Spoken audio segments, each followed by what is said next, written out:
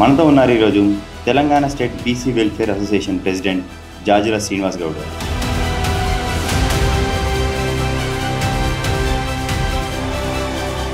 అంబేద్కర్ అనే వ్యక్తి ఒక వర్గానికి చెందిన వాళ్ళని చెప్పి వాళ్ళు ఒక ఫైట్ చేస్తూ ఉంటారు.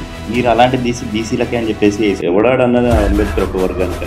అంబేద్కర్ గారు ఒక వర్గం అయితే గాంధీ ఒక వర్గం. అని ఇప్పుడు బీసీలు అంటే ఒకటేనా అన్న? ఒకటే, దాంట్లో డౌట్ ఏముంది? కానీ మళ్ళీ అందులో కూడా సబ్ క్యాస్ట్లు ఉంటాయి. బీసీలలో బీసీ వాళ్ళే పక్క పక్కన కూర్చోద్దని కూడా ఒక విమర్శ ఉంటుంది. వృత్తులు వేరైనా మా రక్తం ఒకటే. బట్టలుస్తావు కాబట్టి చాకలోళ్ళు, కాళ్ళు ఎక్కుతావు కాబట్టి గౌన్లోళ్ళు, గొర్రెలు కాస్తావు కాబట్టి గొల్లోళ్ళు, ఇట్లా సవరాలు చేస్తారు కాబట్టి మంగళోళ్ళు. వృత్తులు వేరు కావచ్చు. ఈ సమాజానికి సేవ చేసే కులాలే బీసీ. ఈ సమాజానికి ఉత్పత్తి సృష్టించే వాళ్ళే బీసీ. ఈ దేశానికి పట్టడి అన్నం పెట్టిన వాళ్ళే బీసీ. మేము లేకపోతే ఈ దేశం లేదు, మేము లేకపోతే ఈ వ్యవస్థ లేదు. అట్లా ఇప్పుడు బీసీలకే ఒక ఐక్యత లేదని చెప్పి ఇప్పటివరకు నడుస్తూ ఉంది.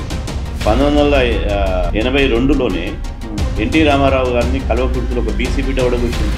ఎన్టీ రామారావు ఆరడుగుల అందగారు, ఒక తెలుగుదేశం పార్టీ వ్యవస్థాపక అధ్యక్షుడు.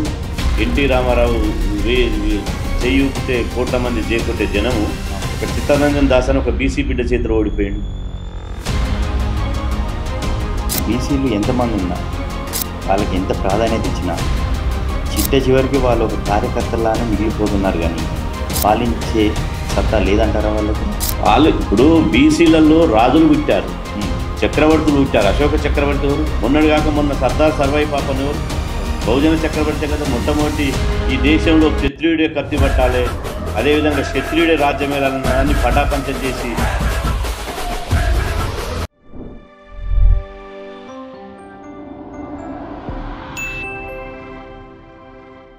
అందరికీ నమస్కారం. ఖైదర్ న్యూస్కి స్వాగతం. నేను మీ సంకృత్. మనతో ఉన్నారు ఈరోజు Telangana state BC welfare association president Jajula Srinivas Goud garu. అన్న నమస్తే. అన్న నమస్తే బ్రదర్. అన్న ఏందన్న ఈ కండువా? అంటే మా బహుజన రాజ్యానికి పార్టీలకు ఎట్లయితే కండువలు ఉంటాయో మాకు కూడా ఇదో కండువ. కానీ ఇందులో మా బహుజనుల యొక్క ఆకాంక్షలు, బహుజనుల యొక్క ప్రతిరూపం ఈ కండువ. అట్టగా ఇప్పుడు అంబేద్కర్ అనే వ్యక్తి ఒక వర్గానికి చెందిన వాళ్ళని చెప్పి వాళ్ళు ఒక ఫైట్ చేస్తూ ఉంటారు. మీరు అలాంటి బీసీలకే అని చెప్పేసి ఎవడాడు అన్నది అంబేద్కర్ ఒక వర్గానికని. బయట రాజ్యాంగం రాసింది మొత్తం దేశ ప్రజల కోసమా? అంబేద్కర్ గారిని మీరు అంబేద్కర్ గారు ఒక వర్గం అయితే గాంధీ ఒక వర్గం. ఇప్పుడున్న ముఖ్యమంత్రులు రెడ్డి కులం వాళ్ళు, ప్రధానమంత్రులు అగ్ర కులాలందరూ వాళ్ళ వర్గమే కదా. మరి మాకెందుకు అవుతారు వాళ్ళు? అట్టగా ఇప్పుడు మీరు అంబేద్కర్ గారిని ఈ జెండా మీద వేయడానికి క్యాస్ట్ బేస్ అంటారా, లేదంటే రాజ్యాంగాన్ని? అంబేద్కర్ ఒక అంటరాని కులంలో పుట్టి అదేవిధంగా ప్రపంచ జ్ఞానాన్ని, ప్రపంచంలో ఉన్నటువంటి తన మొత్తం జ్ఞానాన్ని వడపోసి ఇలా ఒక ప్రపంచానికి మేధావి అంబేద్కర్. కాబట్టి మా భవిష్యత్ తరాలకు స్ఫూర్తినిస్తుండు కాబట్టి అంబేద్కర్ గారు ఫోటో వేసినాం. అదేవిధంగా మా బడుగుల ఐకాను కాబట్టి మహాత్మా జ్యోతిబా పూలే గారు ఫోటో వేసినాం. అంతే అని ఇప్పుడు బీసీలు అంతా ఒకటేనా అన్న? ఒకటే, దాంట్లో డౌట్ ఏముంది? కానీ మళ్ళీ అందులో కూడా సబ్ క్యాస్ట్లు ఉంటాయి. బీసీలలో బీసీ వాళ్ళే పక్క పక్కన కూర్చోద్దని కూడా ఒక విమర్శ ఉంటుంది. వృత్తులు వేరైనా మా రక్తం ఒకటే. ఇదేందన్న మరి? వృత్తులు వేరు కావచ్చు. ఇలా బట్టలు ఉత్తావు కాబట్టి చాకలోళ్ళు, కాళ్ళు ఎక్కుతావు కాబట్టి గౌన్లోళ్ళు, గొర్రెలు కాస్తావు కాబట్టి గొల్లోళ్ళు, ఇట్లా క్షవరాలు చేస్తారు కాబట్టి మంగళోళ్ళు. ఇట్లా వృత్తులను బట్టి ఆ రోజు మనవాద సిద్ధాంతం పేర్లు పెట్టింది, కులాల పేర్లు. కానీ వృత్తులు వేరు కావచ్చు. ఈ సమాజానికి సేవ చేసే కులాలే బీసీలు. ఈ సమాజానికి ఉత్పత్తి సృష్టించే వాళ్ళే బీసీలు. ఈ దేశానికి పట్టడి అన్నం పెట్టిన వాళ్ళే బీసీలు. మేము లేకపోతే ఈ దేశం లేదు, మేము లేకపోతే ఈ వ్యవస్థ లేదు. మాతోటే నాగరిక సమాజం పుట్టింది, మాతోటే నాగరిక సామాజిక సాంస్కృతిక విధానం వచ్చింది. మా వల్లనే ఇవాళ మనుషులు అది ఇవాళ అందరూ జీవిస్తున్నారు. ఇది 100% నిజం.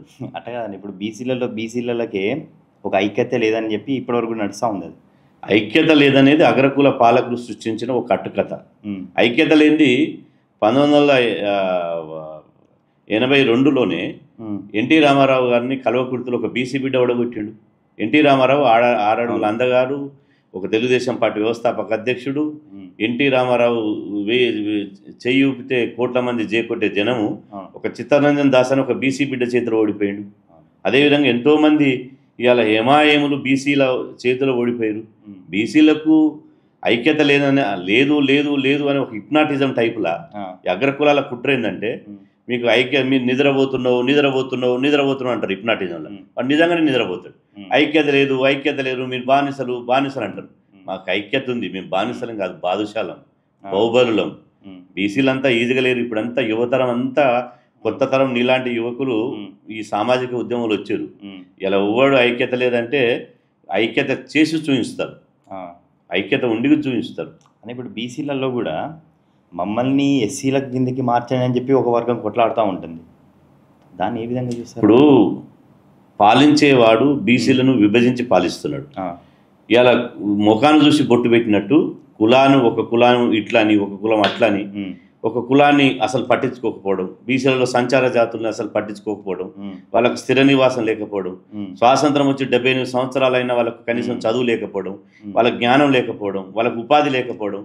దాంతో వాళ్ళు ఏమంటారు సంచార జాతులు, అయ్యా మాకు ఈ బీసీలలో ఉంటే మా లైఫ్ సెక్యూరిటీ లేదు, మాకు కనీసం గూడు నీడ పొట్ట కూడా వెళ్తలేదు, కాబట్టి మాకు కూడా ఎస్సీ జాబితాలో ఉంటే మేము కాస్త మెరుగైతామేమో, ఆ జాబితాలో కలపమంటారు. దీనికి కారణమోలు 75 ఏళ్ల సంది పాలిస్తున్నాడు కారణమా, లేకపోతే బీసీ కులాల కారణమా?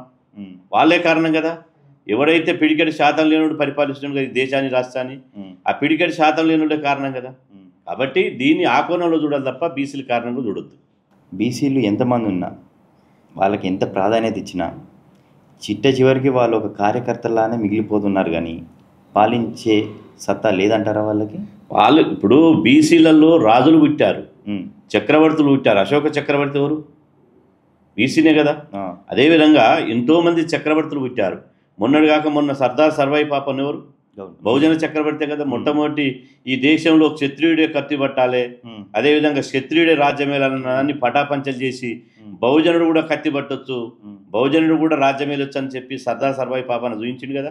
కాబట్టి బీసీలలో రాజులు పుట్టారు, చక్రవర్తులు పుట్టారు, అదేవిధంగా పరిపాలకులు పుట్టారు. కానీ కాలక్రమేణా కొద్ది గ్యాప్లోనే ఈ అగ్రకులాలు హుషారై, అదేవిధంగా వాళ్ళ తరతరాలుగా వాళ్ళ తాత ముత్తాతల నుంచి ఆ గ్రామంలో ఉన్నటువంటి భూమినంతా, కనుచూపు మేరలో ఉన్నటువంటి భూమినంతా వాళ్ళ తెలివితోటి ఆ భూమిని వాళ్ళు వశం చేసుకొని, ఆ భూమి ద్వారా వ్యాపార రంగంలో పోయి, ఆ తర్వాత చదువు నేర్చుకుని ఉద్యోగ రంగంలో పోయి, ఆ తర్వాత సినిమా రంగం పోయి, ఐటీ రంగం పోయి, అదేవిధంగా రాజకీయ రంగాన్ని చేపట్టి ఇప్పుడు ప్రపంచానంతా ఇలా మొత్తం ప్రపంచంలో ఉన్న అన్ని దేశాల్లో వాళ్ళ వ్యాపారం మొదలుపెట్టారు. అందుకనే వాళ్ళు ఏమంటారు, రే రెడ్డి అంటే మనది కులం కాదు, రెడ్డి అనేది మన బిరుదు. రెడ్డి అంటే ఈ గొల్లోలు ఆవులు కాస్తారు, పాలు ఇస్తారు, గొర్రెలు కాస్తారు అని అంటున్నారు. ఆ మంగళోళ్ళు క్షౌరాలు చేస్తారు, గౌండ్లోళ్ళు తాళ్ళు ఎక్కుతారు, సగర ఉప్పరోళ్ళు ఇండ్లు కడతారు, ఒడ్డరోళ్ళు బండలు కొడతారు. ఇలా విశ్వబ్రాహ్మణులు ఇలా కర్రు చేస్తారు, గొర్రెలు చేస్తారు, బంగారం చేస్తారు. కానీ రెడ్డిల వృత్తి ఏంటి? వాళ్ళ తాత ముత్తాతల నుండి వాళ్ళేమో పాలకులుగా, మేమేమో పాలితులుగా చూస్తున్నారు. ఇది మారాలి. ఇవాళ ప్రజాస్వామ్యంలో ఏముండాలి? ప్రజాస్వామ్యంలో మెజార్టీ ప్రజలకు రాజకీయ అధికారం రావాలి.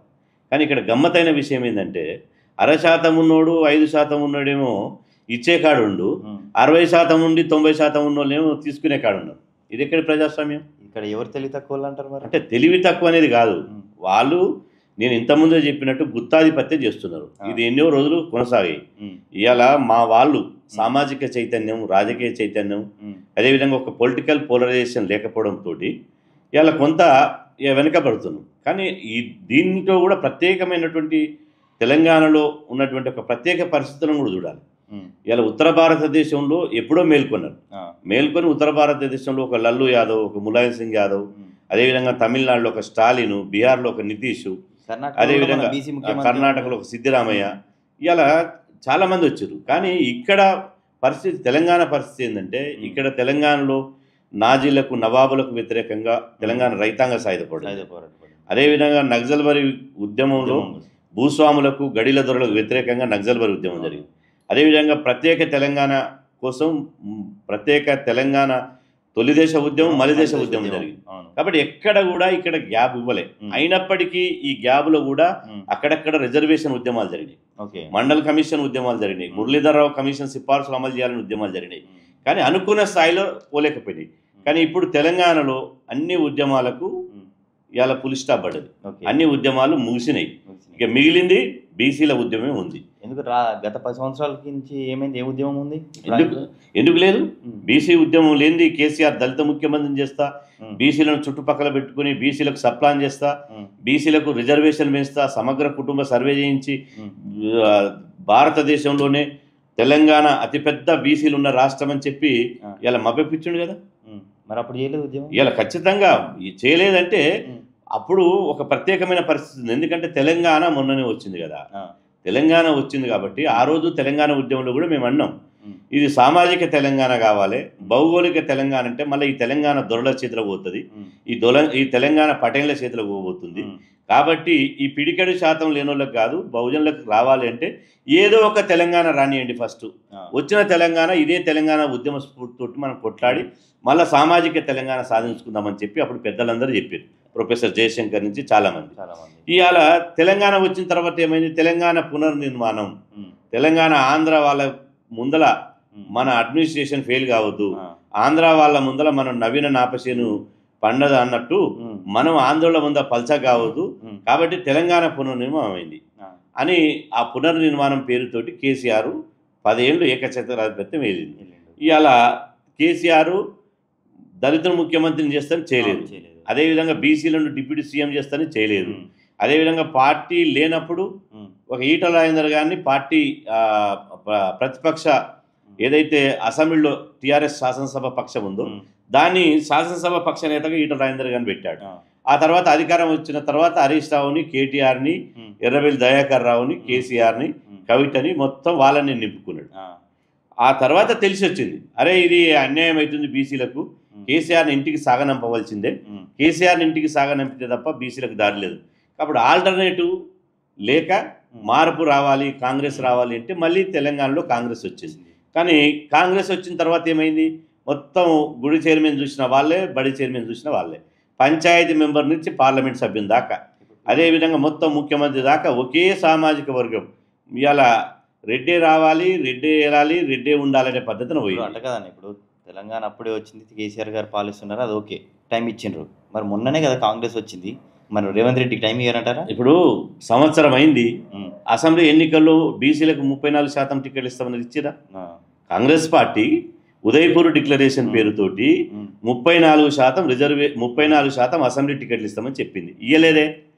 19 టికెట్లు ఇచ్చింది, బీసీలకు అన్యాయం చేసింది. అదేవిధంగా పార్లమెంట్ ఎన్నికల్లో ఇలా మొత్తం 17 పార్లమెంట్ స్థానాలకు 8 స్థానాలు ఇస్తాము, 8 పార్లమెంట్ టికెట్లు ఇస్తున్నారు. 3 టికెట్లు ఇచ్చింది బీజేపీ కంటే, బీఆర్ఎస్ కంటే తక్కువ ఇచ్చింది. మళ్ళీ ఇప్పుడు ఎమ్మెల్సీ ఎన్నికలు జరుగుతున్నాయి. ఇప్పుడు రాష్ట్రంలో మన ఇంటర్వ్యూ అయ్యే సమయంలో ఎమ్మెల్సీ టికెట్లు నల్గొండలో నర్సిరెడ్డి, కరీంనగర్లో నరేందర్ రెడ్డి. అంటే ఇదేనా సామాజికనే? అందుకనే బీసీలు అనేది ఈ వచ్చిన తెలంగాణ వాడు కాకపోతే వీడు, వీడు కాకపోతే వాడు, అంటే వీళ్ళేనా? ఉమ్మడి ఆంధ్రప్రదేశ్ ఉన్నప్పుడు కమ్మలు, రెడ్లు అధికారం పంచుకున్నారు. ఇప్పుడు అట్ట కాదని, ఇప్పుడు అదే ఎమ్మెల్సీకి ఒక అతనికి బీసీ అతనికి టికెట్ ఇచ్చారుగా. ఎవరికి ఇచ్చారు? ఎవరికి ఇచ్చారు బీసీలకు? ఎమ్మెల్సీ ఎవరున్నారన్నా? ఇప్పుడు బీసీలకు ఎవరికి ఇవ్వలే. ఇప్పుడు నరేందర్ రెడ్డికి ఇచ్చారు, కరీంనగర్, ఆదిలాబాద్, నిజామాబాద్. మొన్న ఒక అతను బీసీలకు నీ ధైర్యంగా ఉన్నా అని చెప్పి, అంటే అప్పుడు ఎమ్మెల్సీలో తీన్మార్ మల్లన్న ఆ రోజు ఆయన ఇండిపెండెంట్గా పోటీ చేసాడు. ఇండిపెండెంట్గా పోటీ చేసి రెండోసారి ఆయన గెలుస్తారని చెప్పి టికెట్ ఇచ్చారు, అనివార్యంగా టికెట్ ఇచ్చారు గెలుస్తారని. కాబట్టి ఒక ఎమ్మెల్సీ ఒక తీర్మార్ మల్లనే కాదు కదా. ఇప్పుడు రాష్ట్ర సామాజిక న్యాయం ఏది? ఇప్పుడు రాష్ట్ర ప్రజలు తీర్మార్ మల్లన్న ముఖ్యమంత్రి చేస్తే మీరు కామ్గా ఉంటారా? అంటే ఇక్కడ తీర్మార్ మల్లన్న, జాదుల సీనన్న ముఖ్యమంత్రులు కాదు. ఇక్కడ జాదుల సీనన్న ముఖ్యమంత్రి కాదు, తీర్మార్ మల్లన్న ఇక్కడ బీసీలు ముఖ్యమంత్రి. ఇప్పుడు బీసీ వాదం అనేది ముఖ్యమంత్రి ఎవరైనా కావచ్చు. బీసీలలో చాలా మంది ఎదిగిన నాయకత్వం ఉంది, మంత్రులుగా పనిచేసిన వాళ్ళు ఉన్నారు, పార్టీ అధ్యక్షులుగా పనిచేసిన వాళ్ళు ఉన్నారు, చాలా ఎక్స్పర్ట్స్, సీనియర్స్ ఉన్నారు. కాబట్టి ఒక జాదుల సీనన్న ముఖ్యమంత్రి అంటే అది వ్యక్తిగత సార్థం అవుతుంది. ఇప్పుడు నెక్స్ట్ ఒకవేళ మళ్ళీ బీఆర్ఎస్ వచ్చి తలసాని శ్రీనివాస్ యాదవ్ అనేది ముఖ్యమంత్రి చేస్తే మీరు ఓకేనా? అంటే బీసీ బిడ్డను ఎవరు చేసినా మేము స్వాగతిస్తాం. అంతేనా? బీసీ బిడ్డ ఎవరైనా స్వాగతిస్తాం, ఏ పార్టీ అయినా. ఇప్పుడు తీర్మార్ మల్లన్న స్వాగతిస్తాం, లేకపోతే మహేష్ కుమార్ గౌడ్ అయినా స్వాగతిస్తాం, మధు యాష్కైనా స్వాగతిస్తాం, లేదా ఈటల రాజేంద్ర అయినా స్వాగతిస్తాం, బండి సంజయ్ అయినా స్వాగతిస్తాం, లక్ష్మణ్ అయినా స్వాగతిస్తాం, ఇలా మధుసూదన్ చారి, శ్రీనివాస్ గౌడ్, తర్వాత తలసాని శ్రీనివాస్ యాదవ్, గంగుల కమలాకర్, వద్దిరాజు చాలా మంది ఉన్నారు బీసీలు. అదే బీసీ బిడ్డని పిసిసి ప్రెసిడెంట్ చేశారుగా మరి. ఇక ఇప్పుడు పార్టీ జెండాలు మోసే పదవులే మాకు ఇస్తున్నారు. పవరు ఎక్కడైతే పచ్చపెన్ను రాసే కాడ, జీవోలు తీసే కాడ, సెక్రటరీలో చక్కెర తిప్పే కాడ వాళ్ళకి ఇస్తున్నారు. నేను అంటున్నా కాంగ్రెస్ పార్టీ పుట్టినప్పటి నుంచి ఎందుకు చేయలే? ఇప్పుడు ఉమ్మడి ఆంధ్రప్రదేశ్ నుంచి ఇప్పటి వరకు 28 మంది ముఖ్యమంత్రులు అయ్యారు. రేవంత్ రెడ్డి 29వ ముఖ్యమంత్రి. 29 మంది ముఖ్యమంత్రుల్లో 13 మంది రెడ్డి సామాజిక వర్గానికి సంబంధించిన, 6 కమ్మ సామాజిక వర్గానికి సంబంధించిన వాళ్ళు, అదేవిధంగా 3 వెలమ సామాజిక వర్గానికి సంబంధించిన వాళ్ళు, 1 వైశ్య సామాజిక వర్గానికి సంబంధించిన వాళ్ళు, 1 దళిత సామాజిక వర్గానికి సంబంధించిన వాళ్ళు. మరి 60% జనాభా, 136 కులాలు, ఒక్క బీసీ కూడా ముఖ్యమంత్రి అవకాశం రాలేదే. మరి కాంగ్రెస్ పార్టీ సామాజికం అనుకుంటే ఎందుకు బీసీకి ముఖ్యమంత్రి పదవి ఇస్తలేరు? పిసిసి అధ్యక్షుడు రెడ్డికి ఇచ్చి బీసీకి ముఖ్యమంత్రి పదవి ఇవ్వచ్చు కదా, ఎందుకు ఇవ్వరు? అంటే అదేమో రిజర్వేషనా? రెడ్లకు రిజర్వేషనా ముఖ్యమంత్రి పదవి అనేది? దాంట్లో ఏమైనా ఇంకేమైనా ప్రత్యేకమైన అర్హతలు ఉన్నాయా? రేవంత్ రెడ్డికి ఉన్నదేంది, బీసీలకు లేనిది ఏంది? కాబట్టి రేవంత్ రెడ్డి గారి కంటే ఎక్కువ తెలివి ఉందంటారా బీసీ? అంటే ఇప్పుడు నేను ఇంతకుముందే చెప్పిన, బీసీలలో చక్రవర్తులు పుట్టిన కులం ఇది, బీసీలలో రాజులు పుట్టిన కులం, బీసీలలో మహానీయులు పుట్టిన కులం. నేను అంటున్నా 6 గజాల చీరను అగ్గిపేటలో నేసి బ్రిటిష్ రానికి అందించిన నైపుణ్యం ఉంటుందని అడుగుతున్నా. అదేవిధంగా ఒక కర్రు చేసినా, ఒక గొర్రు చేసినా, ఒక ఇంటికి తలుపులు చేసినా, కిటికీలు చేసినా, బంగారం చేసినా, తినే కంచం చేసినా, ఇవాళ విశ్వబ్రాహ్మణులు, ఇవాళ ప్రపంచంలోనే విశ్వబ్రాహ్మణులు చేస్తున్నటువంటి సేవ ఏ కులానికి ఉంది? ఇవాళ ఈ దేశంలో మొదటి డాక్టర్లు ఎవరు? నాయి బ్రాహ్మణులు. మొదటి సైంటిస్టులు ఎవరు? రజకులు. అదేవిధంగా ఇలా కుమ్మరోళ్ళు కుండలు చేసినప్పుడు, ఆ కుండల్లో వండుకొని తిన్నప్పుడు, వంటపాత్రలు చేసినప్పుడు షుగర్ లేదు, బీపీ లేదు, కిడ్నీలు లేవు, రోగాలు లేవు. ఇలా కుండలు లేకుండా ఏదేదో ప్లేట్లలో తింటుంటే 25 ఏళ్ళ నుంచి స్టార్ట్ అవుతున్నాయి షుగర్, బీపీలు. కాబట్టి కలివెండి గడి అంతే. రామచంద్రారెడ్డి ఇవాళ మేము చెప్పేది ఏంటంటే, ఇవాళ బీసీలలో తెలివి లేదన్నోడు, బీసీలలో పరిపాలించే దక్షత లేదన్నోడు అది శుద్ధ అబద్ధం, ఒట్టి మాట. మేము ప్రూవ్ చేస్తాం. బీసీలు లేదన్నోనికి కర్ణాటకలో సిద్ధరామయ్యకు ఒక గొర్రె కాపరుల కుటుంబానికి 2 సార్లు ఎంత ముఖ్యమంత్రి పదవి ఇచ్చారు. అదేవిధంగా ఇలా తమిళనాడులో ఒక కరుణానిధి 6 సార్లు ముఖ్యమంత్రి ఎట్లయ్యాడు. ఇప్పుడు స్టాలిన్ 2 సార్లు ముఖ్యమంత్రి ఎట్లయ్యాడు. లాలూ ప్రసాద్ యాదవ్ 4 సార్లు ముఖ్యమంత్రి ఎట్లయ్యాడు. ములాయం సింగ్ యాదవ్ 2 సార్లు ముఖ్యమంత్రి ఎట్లయ్యాడు. అదేవిధంగా ఒక మాయావతి 2 సార్లు ముఖ్యమంత్రి ఎట్టయింది. అంటే బీసీలలో పరిపాలించే దక్షత ఉంటేనే కదా. ఇవాళ నరేంద్ర మోదీ గారు కూడా బీసీనే కదా, దేశాన్ని ఇలా అగ్రస్థానంలో తీసుకుపోతుండే కదా నరేంద్ర మోదీ గారు. అదే అన్న, ఇప్పుడు మరి ఏమవుతున్నాయన్న బీసీ ఓట్లు? బీసీల ఓట్లు పోలరైజ్ కావాలి. బీసీలు ఏంటంటే పార్టీల వారిగా విభజించబడి ఉన్నారు. ఇది బీసీలు ఏంటంటే అమాయకంగా నాది కాంగ్రెస్, నాది బీజేపీ, నాది తెలుగుదేశం, నాది వైసీపీ, నాది టీఆర్ఎస్ అని పార్టీల వారిగా విభజించబడుతున్నారు. కానీ బీసీలకు తెలిసిన రోజు ఇది పార్టీలు కావు, ఇది కులాలు. ఈ పార్టీల ముసుగులో ఉన్నటువంటి కుల ఏజెండా ఈ పార్టీలలో ఉన్నది తెలుసుకున్న రోజు ఆ పార్టీలో ఎవడు ఉంటాడు. ఇప్పుడు తెలంగాణ ఉద్యమం నడిచేటప్పుడు ఇలా అనుకున్నారు, తెలంగాణ ఉద్యమం ఉంది, అందరూ తెలంగాణ అన్నారు. అయినా తెలంగాణ ప్రత్యేక తెలంగాణ కోసం టీఆర్ఎస్ పార్టీ పడితే ప్రజలు ఆదరించలేదా? తెలంగాణ సమాజం చాలా చైతన్యం ఉన్న సమాజం. తెలంగాణలో ఖచ్చితంగా 100% ఎప్పటికైనా తెలంగాణ సమాజం తిరగబడేటువంటి, మరలబడేటువంటి ఒక సామాజిక స్పృహ ఉన్నటువంటి ఒక అద్భుతమైన భారతదేశంలో చైతన్యం ఉన్నటువంటి సమాజం తెలంగాణ సమాజం. ఇలా ఇలా మనం అనుకున్నాం, ఎంతమంది కవులు పుట్టారు తెలంగాణలో, ఎంతమంది కళాకారులు పుట్టారు, ఎంతమంది మేధావులు పుట్టారు. చాలామంది అన్నారు యువతకు సామాజిక సోయి లేదు, స్ఫూర్తి లేదన్నారు. ఎంతమంది యువకులు ఇలా ఒక కాన్సెప్ట్ కోసం కాంటిమెంట్గా జీవిస్తున్నారు.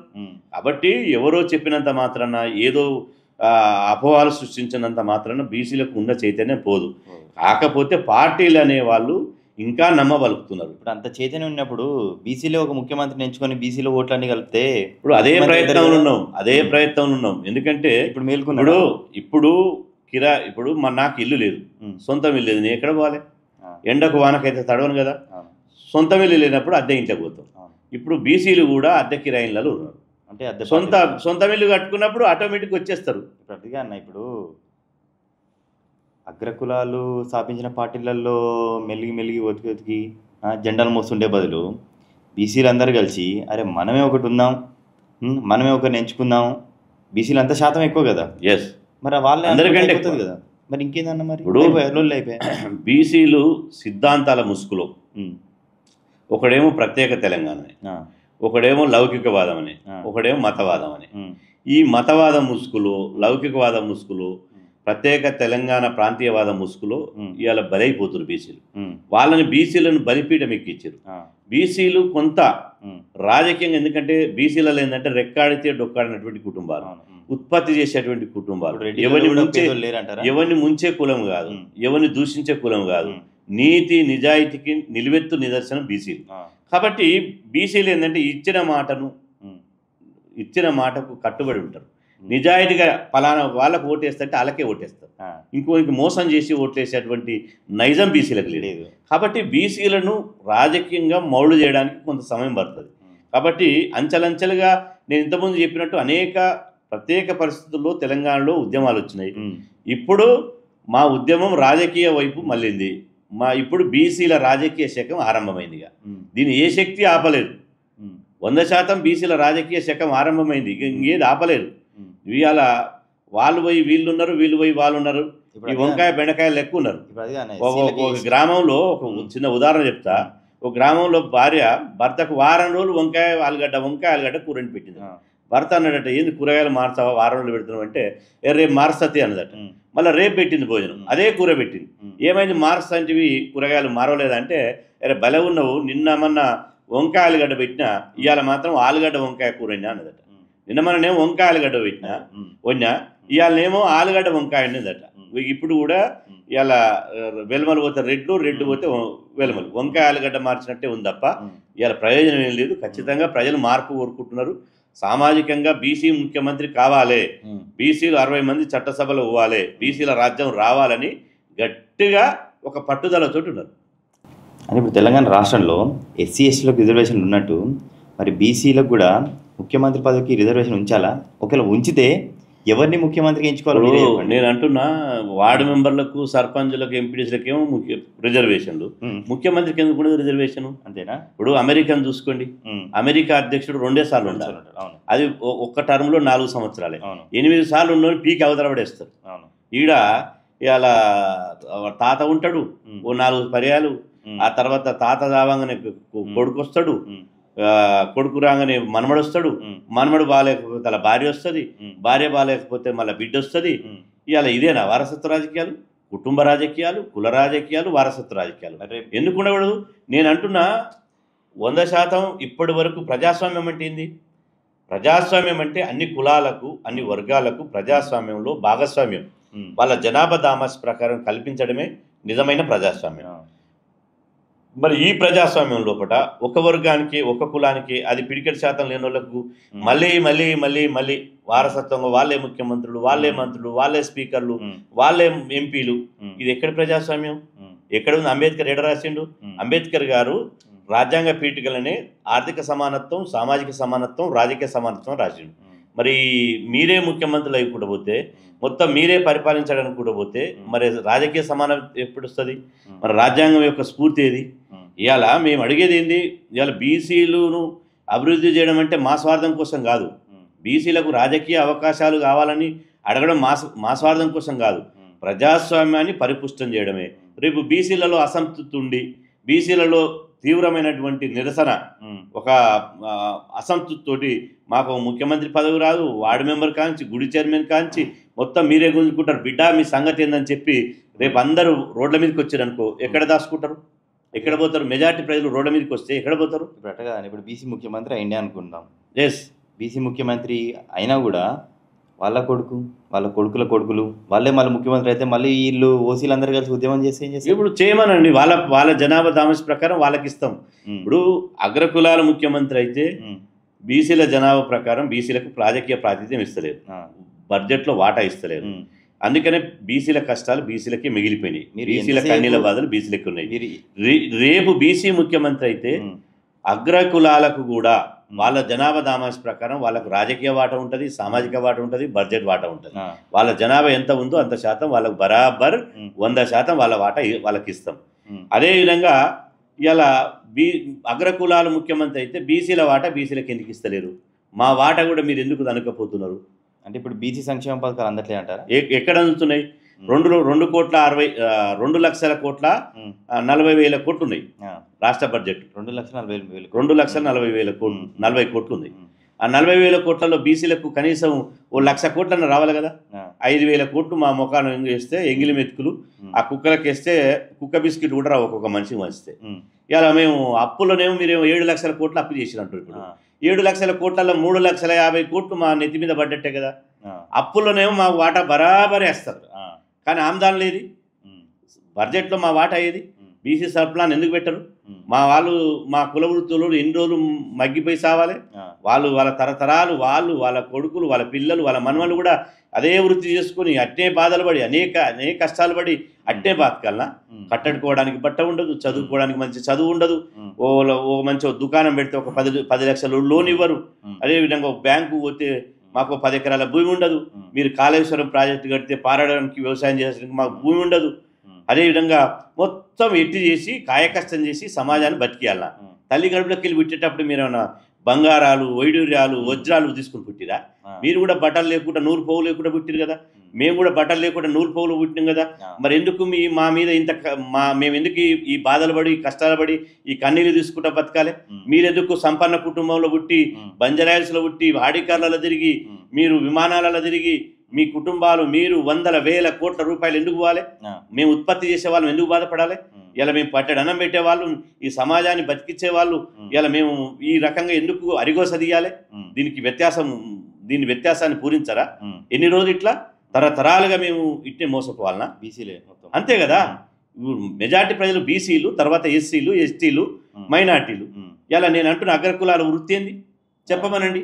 మా వృత్తి నేను గౌడు, తాళ్ళు ఎక్కుతాం, కళ్ళు పూస్తాం. ఇలా అద్భుతమైన తాటి చెట్టు, ఇంటికి తాటి కమ్మలు అయితే ఇంటికి అయినాయి, ఇంటికి దూలం అవుతాం. అదేవిధంగా ముంజలు ఆరోగ్యం ఇస్తాం, కళ్ళు వచ్చి లివర్ ఉండదు, లివరు ఖరాబు కాదు, కిడ్నీలు ఖరాబు కాదు. బ్రహ్మాండమైన కరోనా తాగితే కూడా కరోనా రాలే. మా గొల్లో సోదరులు ఉన్నారు, పాలు తెచ్చి పాలు పిండి పాలు వేడి చేసి వెన్న చేసి పెరుగు పోసి ఇలా సమాజానికి సేవ చేసారు. విశ్వబ్రాహ్మణుడు, అదేవిధంగా ముదిరాజులు, మున్నూరు కాపులు వ్యవసాయం చేసారు. మున్నూరు కాపులు ముదిరాజులు పండ్లు పొలాలు తీసుకొచ్చిర్రు. అదేవిధంగా మా వడ్డరోళ్ళు బండలు కొట్టి కొండలు పిండి ప్రాజెక్టులు కట్టిర్రు. ఇలా ఎక్కడ మా శ్రమ లేదు, ఎక్కడ మా రక్తం చిందించినటువంటి ఇలా ఎక్కడ ఏ కన్స్ట్రక్షన్లో మా రక్తం చిందించలేదు. ఈ సమాజానికి నిర్మాణం చేసింది మేము, ఈ సమాజ మూలవాసనం మేము. ఈ సమాజం బతుకుతుందంటే 100% మా వల్లనే బతుకుతుంది. మరి దానికి మేము ఈ సమాజానికి పట్టడనం పెట్టాలి, పండ్లు పెట్టాలి, పాలు పెట్టాలి, కానీ మేమేమో ఖాళీ కడుపులతోటి ఉపాసం ఉండాలి. ఇలా మేము పండ్లు అమ్మాలి, కానీ మాకు పండు తినే అవకాశం ఉండదు. మీకు బిర్యానీ పెట్టాలి, మాకు బిర్యానీ తినే అవకాశం ఉండదు. ఎన్ని రోజులు ఇట్లా? ఈ సమాజం ఎన్ని రోజులు ఇట్లా? సమాజంలో అందరికీ సమానమైన అవకాశాలు రావాలి కదా. మీ బ్యాంకులలో 100,000 కోట్లు మూలుగుతుంటాయి, మా బ్యాంకులను ₹1 బ్యాలెన్స్ ఉండదు. మాకు రోగం వస్తే ఒక కార్పొరేట్ హాస్పిటల్ చూయించుకోవడానికి డబ్బులు ఉన్నాయి, మా పిల్లల్ని మంచిగా చదివించుకోవడానికి డబ్బులు ఉన్నాయి, మా పిల్లల్ని మీ లెక్క అమెరికాకు, ఆస్ట్రేలియాకు, ఇంగ్లాండ్కు పంపడానికి డబ్బులు ఉన్నాయి, క్వాలిటీ ఎడ్యుకేషన్ ఇవ్వడానికి డబ్బులు ఉన్నాయి. అంటే ఎందుకు ఇట్లా సమాజంలో? దాన్నే ప్రశ్నిస్తున్నాం మేము. సరే అన్న, ఇప్పుడు ఓసీలేమో మాకు రిజర్వేషన్ కావాలని, ఎస్సీ ఎస్టీలేమో మాకు రిజర్వేషన్ పెంచాలని, ఈ మధ్యలో బీసీలు నలిగిపోతున్నారంటారా? ఇప్పుడు ఆడకత్తరు పోకచక్కల్లాగా అయిపోయింది బీసీల పరిస్థితి. ఇటు రాజ్యాంగబద్ధమైన హక్కులు లేవు, ఇటు రాజకీయ అధికారం లేదు. రాజ్యాంగబద్ధమైన హక్కులను ఉంటేనన్నా హక్కులతోటి కొట్లాడుతుంది, హక్కులతోటి మేము బతుకుతుంటివి. కానీ ఇటు రాజకీయ అధికారం అంటేనన్నా మా తలరాత మార్చుకునే నిర్ణయాలు మేము తీసుకుంటుంటివి. అటు రెండూ లేవు. ఈ రెండూ లేకపోతే కల్లా బీసీల బతుకులు ఉట్టికి స్వర్గానికి అందనంత దీనస్థితిలోకి వెళ్ళిపోయినాయి. కాబట్టి బీసీలు ఎన్నటికైనా కూడా బీసీలలో తిరుగుబాటు అనేది అనివార్యం. ఎవడు ఎంతమంది వచ్చినా, 1,00,000 మంది వచ్చినా, కోట్ల మంది వచ్చినా, బీసీలలో ఒక రెవల్యూషన్, ఒక సామాజిక విప్లవం మొదలైంది. ఈ విప్లవాన్ని ఎవడు అడ్డుకోలేడు. ఎందుకంటే ఇలా బంతిని ఎంత నేలకేస్తే అంత గట్టికి పై ఎగురుతుంది. ఒక పిల్లిని అది పిల్లే కదా అని చెప్పి రూమ్లో బంధిస్తే ఎగిరి కుతికి అందుకుంటుంది. బీసీల పరిస్థితి కూడా అట్నే. ఇలా మమ్మల్ని ఎన్ని రోజులు అని చేస్తారు? ఎన్ని రోజులు మాకు జనాభా లెక్కలు తీయమంటే వాడు తప్పు తీస్తాడు, రిజర్వేషన్లు పెట్టమంటే వాడు ఢిల్లీోడు పెట్టాడు, గల్లీోడు చేయడు, ఢిల్లీోడు చేయడు. అంటే తమాషాలు ఆడుతురా? మా ఓట్లు కావాలి మీకు, మేము జిందాబాద్ కొట్టాలి, మీరు వస్తే బైక్ ర్యాలీ తీయాలి, మీరు వస్తే ఫ్లెక్సీలు కట్టాలి, మేము పోస్టర్లు అతుకు పెట్టాలి, అదేవిధంగా మీరు వస్తే మా భుజాల మీద ఊరేగించాలి. ఎన్ని రోజులు ఇట్లా? మీరేమో ఆకాశంకి వెళ్ళి ఊడిపడ్డట్టు అవుతారు, మేమేదేమో అన్నిట్లలో అణిగి మరిగి ఉండాలా? ఇది ఎక్కడ యూరప్ దేశాలలో వృత్తి చేసేవానికి విలువిస్తారు. ఇక్కడ ఒక ఐఏఎస్ ఆఫీసర్ వస్తే ఎట్లా నిలబడతారో, జనం ఎంత గౌరవిస్తారో, ఒక మా నాయ బ్రాహ్మణ సోదరుడు క్షవరాలు చేసిన ఆయన వస్తే అట్లా నిలబడతారు గౌరవంగా. ఆ గౌరవం దక్కాలి మాకు, ఆ సామాజిక హోదా రావాలి. అన్ని రావాలంటే మార్పు రావాలంటే బీసీల చేతుల్లో అధికారం ఉండాలి. ఆ దిశగా ఆలోచన చేయాలి. అని ఇంతవరకు బీసీల పోరాటం కానీ ఉద్యమం కానీ చరిత్రలో ఎక్కడ లేదు. అలాంటి పోరాటం కానీ ఉద్యమం కానీ చేయబోతున్నారా రాష్ట్రంలో కానీ దేశంలో? 100% మా పని అది. 24 గంటలు పొద్దున లేచి మళ్ళీ నైట్ 12 వరకు మా శ్వాస మా ధ్యాస బీసీలను ఎట్లా రాజకీయ అధికారంలో తీసుకురావాలి, పాలితులుగా ఉన్న బీసీలను పాలకులుగా ఎట్లా తీసుకురావాలి, అదేవిధంగా ఈ బీసీలను ఖచ్చితంగా వీళ్ళకు రాజకీయ విలువ నేర్పాలి, ఖచ్చితంగా బీసీల బతుకులు మార్చాలి, బీసీలు తరతరాలుగా ఈ మోసాన్ని నుంచి ఈ వెట్టి చాకి నుంచి వీళ్ళని విముక్తి కల్పించాలని మా ఆలోచన. ఆ దిశగానే మా ప్రణాళిక ఉంటుంది. ఖచ్చితంగా ఏంటంటే మాకు మీడియా లేదు, మాకు గొంతు వినిపించే వాళ్ళు లేరు, అదేవిధంగా మాకు 100,000 కోట్ల రూపాయల ఆస్తులు లేవు, తరతరాలుగా మాకు సంపన్న కుటుంబాల్లో పుట్టినోళ్ళం కాదు, మాకు వనరులు లేవు. కాబట్టి ఖచ్చితంగా అన్ని వనరులు సమకూర్చుకొని అదేవిధంగా అందరిని కూడగట్టి అందరిని జట్టుగట్టి క్రమక్రమంగా ఇలా బీసీల రాజకీయ అధికారం కోసం అడుగులేస్తున్నాం. ఆ దిశగానే మా ప్రయాణం ఉంటుంది. అంతేనా? ఎస్, 100% ఖచ్చితంగా పోరాటం ఉంది. 100% రాజకీయ అధికారాన్ని కైవసం చేసుకుంటాం. గోల్కొండ కోట మీద తెలంగాణ గడ్డ మీద 2028లో ఒక బీసీ ముఖ్యమంత్రిని చూడబోతున్నారు. గోల్కొండ కోట మీద ఒక బీసీ బిడ్డ త్రివర్ణ పతాకం ఎగరేయబోతున్నాడు. ఇది అనివార్యం. ఈ పిడికెడు శాతం లేనోళ్ళ మాటలు, పిడికెడు శాతం లేనోళ్ళ రాజకీయ క్రీడలు, వాళ్ళ విన్యాసాలు ఇక చెల్లయి. 100% దయచేసి మీరు ఇన్ని రోజులు పెద్దన్న పాత్ర లెక్క మీరే ముఖ్యమంత్రులు అయ్యారు, మీరే మంత్రులు అయ్యారు, ఇక మీరు రెస్ట్ తీసుకోండి. మేము ఖచ్చితంగా మా పాలన ఏందో చూపిస్తాం.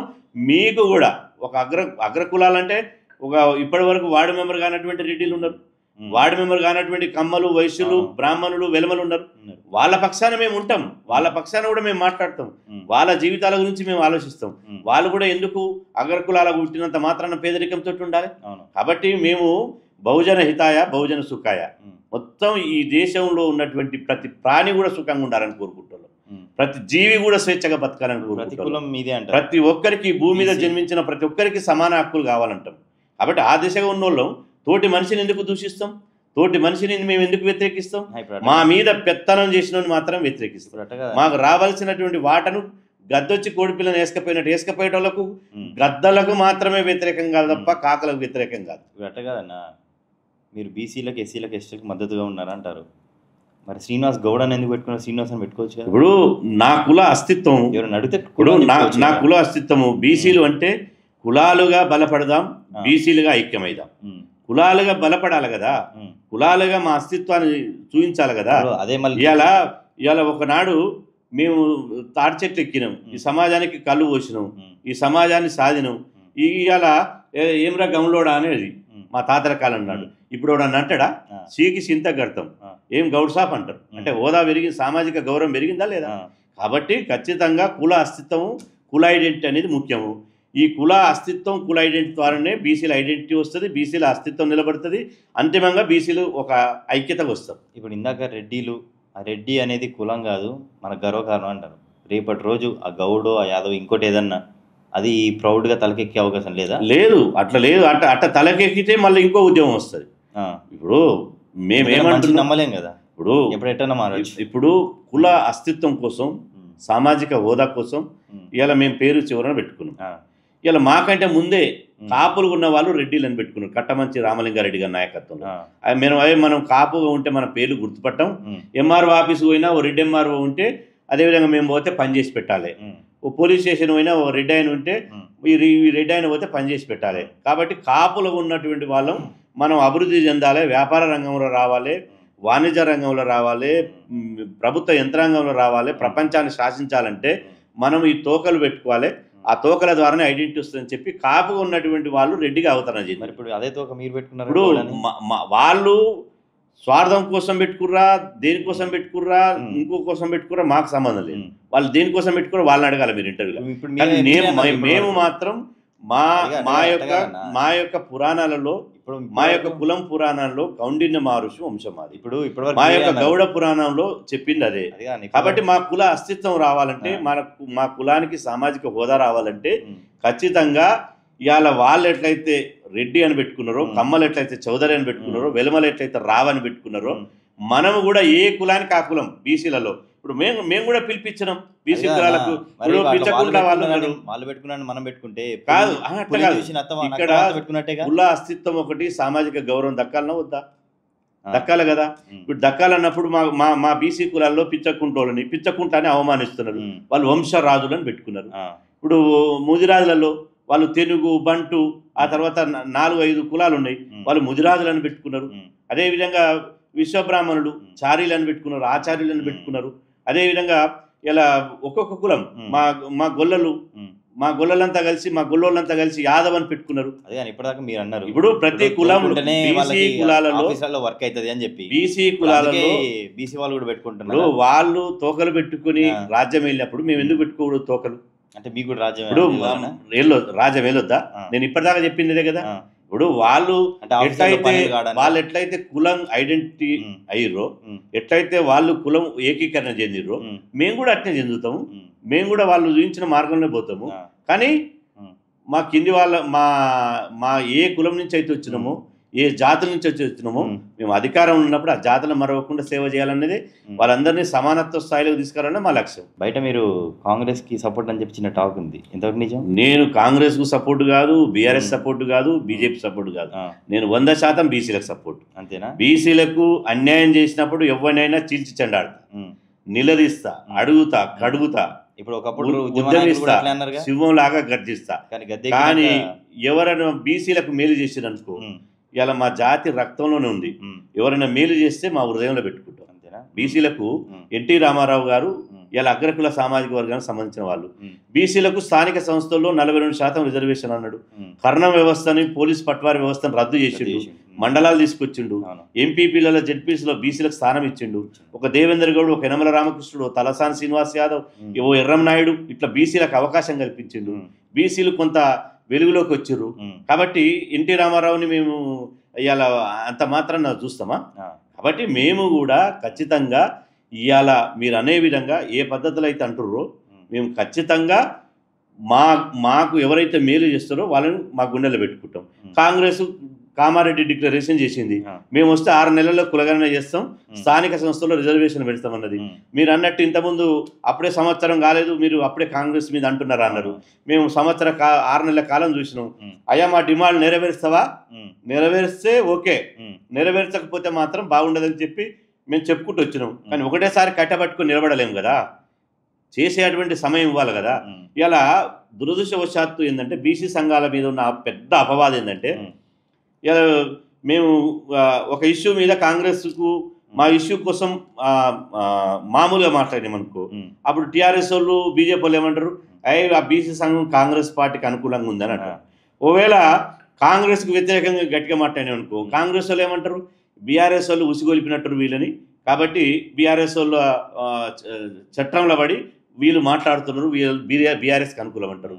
లేదు బీజేపీ బీసీసీఎం అన్నది అనుకో, అరే బీజేపీ బీసీసీఎం అన్నది బీసీలంతా ఒక్కటై బీసీసీఎంని గెలిపించుకోవాలంటే కాంగ్రెస్ టీఆర్ఎస్ ఏమంటది, బీసీ సంఘాలు బీజేపీ వాళ్ళలో పడ్డాయి, ఆ ట్రాప్లో చిక్కపోయి అంటారు. అంటే వాళ్ళ పార్టీలకు అనుకూలంగా మాట్లాడితే ఒక రకంగా, వాళ్ళ పార్టీలకు వ్యతిరేకంగా మాట్లాడితే ఇంకో రకంగా చేస్తారు. కానీ మాకేందంటే ఇక్కడ మా ఆత్మసాక్షి ఉంది, మా కార్యవర్గం ఉంది, బీసీ సమాజం ఉంది, మా దాంట్లో మేధావులు ఉన్నారు. ఏది మాట్లాడాలి, ఎప్పుడు మాట్లాడాలి, ఎట్లా ప్రజెంట్ చేయాలి, ఏది మాట్లాడితే బీసీలకు లాభం, ఏది మాట్లాడితే బీసీలకు నష్టమో మేము నిర్ణయించుకుంటాం. మా కార్యవర్గం ఉంది, మా కథ ఉంది, మా నాయకత్వం ఉంది, అందరితో చర్చిస్తాం, ఒక పాలసీ నిర్ణయం తీసుకుంటాం, దాని ప్రకారం పోతాం. వీళ్ళు అన్నట్టు వాళ్ళు అన్నట్టు ఇప్పుడు వాళ్ళ తగ్గట్టు ఉరకలేము కదా. కాంగ్రెస్లో కొంతమంది బీసీ నాయకులు ఉన్నారు, టీఆర్ఎస్లో కూడా ఉన్నారు, బీజేపీలో కూడా ఉన్నారు. ఎస్, కానీ ఆ బీసీ నాయకులు వాళ్ళు స్థాపించిన పార్టీ కార్యదర్శినే ముఖ్యమంత్రి చేయాలన్నట్టు ఒక బ్రెయిన్లో పెట్టుకుని ఉంటారు నార్మల్గా. అలాంటి బీసీ వాళ్ళకి మీరు చెప్పాలంటే ఏం చెప్పాలనుకుంటున్నారు? ఇప్పుడు మేము ఏ పార్టీని కానీ ఇప్పుడు ఇంతవరకు ఒక బీసీ ముఖ్యమంత్రి కాలేదు. బీసీ ముఖ్యమంత్రి అనేది ఆయన బీసీ ముఖ్యమంత్రి అయిన తర్వాత ఆ పార్టీలు ఉన్న ఆయన ఏదో బీసీలకు ఉరగబెడతాడు, అదేవిధంగా బీసీ సమాజాన్ని మొత్తం మారుస్తాడు అనేది ఆ భ్రమంలో మేము లేము. ఇవాళ బీసీ అనేది ఒక ఇండివిజువల్ పార్టీ నుండి రావాలి. బీసీ ఇండివిజువల్ పార్టీ అనేది కాదు. బీసీ అనేవాళ్ళు ఒక ముఖ్యమంత్రి అయితే, బీసీ అనేవాడు ఒక ముఖ్యమంత్రి అయితే బీసీల ఆత్మగౌరవం పెరుగుతుంది. అంబేద్కర్ ఒక మాట చెప్తాడు, ఏ కులాలైతే రాజకీయ అధికారాన్ని అందుకోలేకపోతాయో ఆ కులాలు క్రమంగా చరిత్రలో కాలగర్భంలో కలిసిపోతాయని చెప్తాడు. ఇప్పుడు పొలిటికల్ పవర్లో మన వాళ్ళు ఉంటే, ఒక నిర్ణయాధికారం తీసుకున్న శక్తిలో బీసీ వాళ్ళు ఉంటే బీసీల యొక్క సామాజిక హోదా పెరుగుతుంది, బీసీల యొక్క ఆత్మగౌరవం పెరుగుతుంది. ఎస్, బీసీలు కూడా పరిపాలించే దక్షత ఉన్నదని చెప్పి బీసీల్లో ఒక కాన్ఫిడెన్స్ వస్తుంది. దానికోసమే బీసీ ముఖ్యమంత్రి, దానికోసమే మేము ఇవాళ బీసీ ముఖ్యమంత్రి కావాలంటున్నాం. కానీ ఇక బీసీ ముఖ్యమంత్రి కాగానే ఆయన దగ్గర ఏదో మంత్రదండం ఉంది, ఒక రాత్రికి రాత్రి హామ్ భూమ్ షూమ్ అని మొత్తం బీసీల బతుకులు మార్చాలని మేము అంటలేము. అది చిన్న చిన్నగా మెల్లమెల్లగా అవుతుంది. ఆ బీసీ ముఖ్యమంత్రి కూడా కమిట్మెంట్ ఉన్నటువంటి వ్యక్తి, బీసీలకు చేయాలనే తపన ఉన్నటువంటి వ్యక్తి అయితే ఇంకా తొందరగా రీచ్ అవుతుంది. చివరి ప్రశ్న, ఇప్పుడు రాష్ట్రంలో జరిగే ఒక హాట్ టాపిక్ బీసీ సర్వే, దీని గురించి మీరు ఏం చెప్పాలనుకుంటున్నారు? కట్టే కొట్టే తెచ్చే ఇప్పుడు సర్వే అనేది సుదీర్ఘ కాలంగా 2.5 దశాబ్దాలుగా మేము పోరాటం చేస్తే తెలంగాణ రాష్ట్రంలో మొట్టమొదటిసారిగా సర్వే మొదలైంది. ఆ తర్వాత 2014లో కూడా కేసీఆర్ గారు కుటుంబ సర్వే చేశాడు.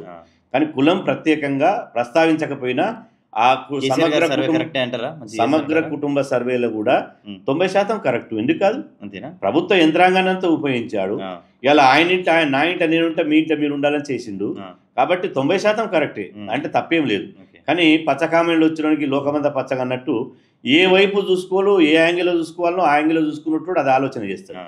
కాబట్టి ఇవాళ మొత్తం ఇది సమగ్ర కులగణన అని, ఇది స్పెసిఫిక్గా కులం అంశం వచ్చింది. కాబట్టి దీన్ని ఇంకా మేము ఆహ్వానించినాం, స్వాగతించినాం.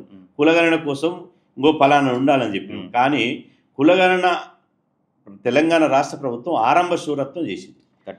ఇవాళ ఏదైతే స్టార్టింగ్ ఉన్నదో, స్టార్టింగ్ నుంచి ఎండింగ్ వరకు కులగణన మీద కరెక్ట్ లేదు.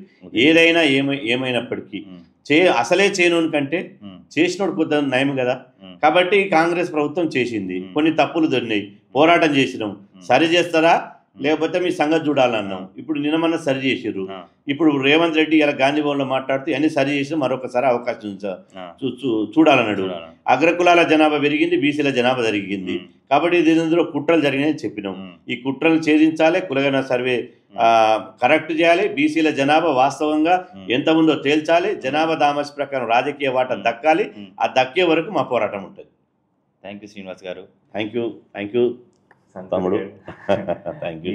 త్వరలో బీసీ ముఖ్యమంత్రి కావాలని మా ఛానల్ తరఫు నుంచి కోరుకుంటున్నాం. Thank you.